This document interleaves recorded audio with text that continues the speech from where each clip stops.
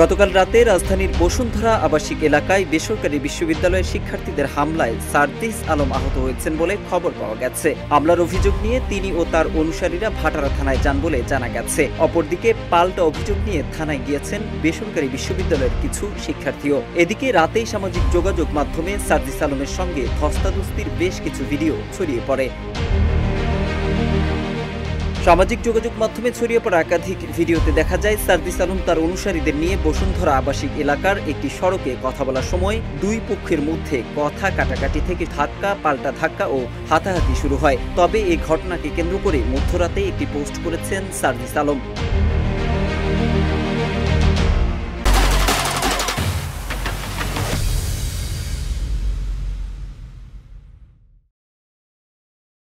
সার্জিস লিখেছেন, ইফতারের পর বসুন্ধরা আবাসিক এলাকার প্রাইভেট ইউনিভার্সিটির সহযোদ্ধাদের সঙ্গে চায়ের আড্ডা দিতে এবং তাদের কথা শুনতে যান তিনি। সন্ধ্যা 7টা থেকে রাত 10টা পর্যন্ত তাদের সঙ্গে গল্প, আড্ডা এবং তাদের কথা শোনা হয় এবং চায়ের আড্ডা হয়। তার সঙ্গে 15 থেকে 20 জন প্রাইভেটের সহযোদ্ধারা ছিল। পরে নর্থ সাউথ বিশ্ববিদ্যালয় বা NSUর গেটের সামনে তিনি দেখেন 10 থেকে 15 জন ঢাকা বিশ্ববিদ্যালয়ের সিন্ডিকেট নিয়ে স্লোগান দিচ্ছে। এর মধ্যে ছাত্রদলের সেন্ট্রাল নেতা আহমেদ শাকিল ছিল বলে দাবি সার্জিসের।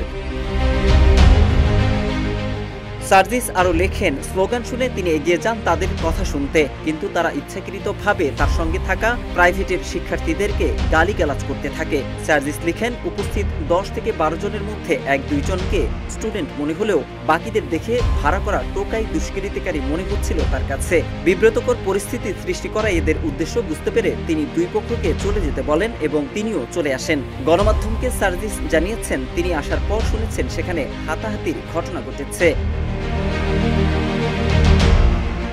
এদিকে বুধবার রাতে ফেসবুকে বিভিন্ন অ্যাকাউন্ট থেকে ওই ঘটনার ভিডিও পোস্ট করা হচ্ছে। ক্যাপশনে লেখা হচ্ছে, এনসিপিতে বেসরকারি বিশ্ববিদ্যালয়ের শিক্ষার্থীদের বঞ্চিত করার পর সার্জিস আলম বসুন্ধরা আবাসিক এলাকায় তার অনুসারীদের নিয়ে শোডাউন দিতে এসেছিলেন। এ খবর শুনে north south, American international university Bangladesh, independent university বাংলাদেশের সাধারণ শিক্ষার্থীরা জড়ো হয়ে সার্জিসের অনুসারীদের উপর চড়াও হন। পরে প্রতিরোধের মুখে সার্জিস বসুন্ধরা এলাকা থেকে চলে যান। মোহাম্মদ সাইফুল ইসলাম, ইত্তেফাক।